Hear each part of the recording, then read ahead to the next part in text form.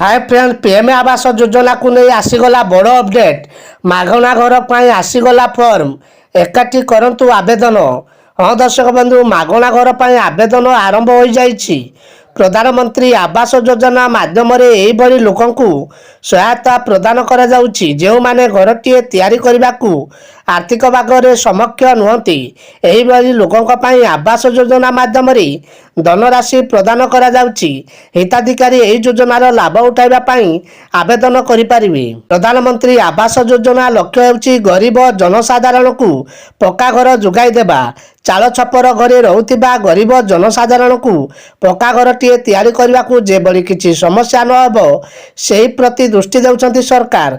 जदि आपण भी योग्य प्रार्थी तेबे तुरंत एथिपई आवेदन आरंभ करंतु। एही योजना लाभ जोगाई देबाकू एक निर्दिष्ट मानदंड रहिछि। परिवार आय 3 लाख टंकारु कम होइतिले एही योजना रे शामिल होई परिबे। सेबली परिवार रो मुख्यंक नाम रे पक्का घर रहितिले एही योजनार लाभ उठाई परिबे नाही। हाँ दर्शक बंधु, यही योजनार आवेदन करुवा व्यक्ति बयस अति कम 18 वर्ष होइतिबा आवश्यक।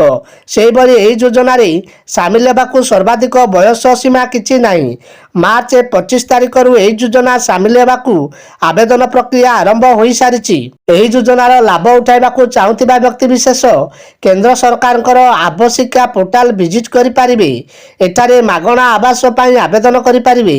एठारे आवश्यक करुवा समस्त दस्तावेज फोटोकॉपी अपलोड करंतु। आवेदन पाई रहितिबा समय सीमा उपरे ध्यान दियंतु एवं आवेदन सबसिट ए पोर्टाल रे आपनकर आवेदन ग्रहण हेबा परे आपनको एक पोस्ट मेसेज करा जिवो। देशर चाल चपर घरे रहुतिबा व्यक्ति विशेष को पक्का घर जोगाई देबाकू प्रधानमंत्री आवास योजना आरंभ करथिला। गत 2015 जून 25 तारिख रे ए योजना घोषणा करा जायतिला। किंतु एही योजना रे शामिल हेबाकू एक प्रक्रिया रही। एही योजना रे शामिल हेले सरकार किछि सहायता राशि प्रदान करंती।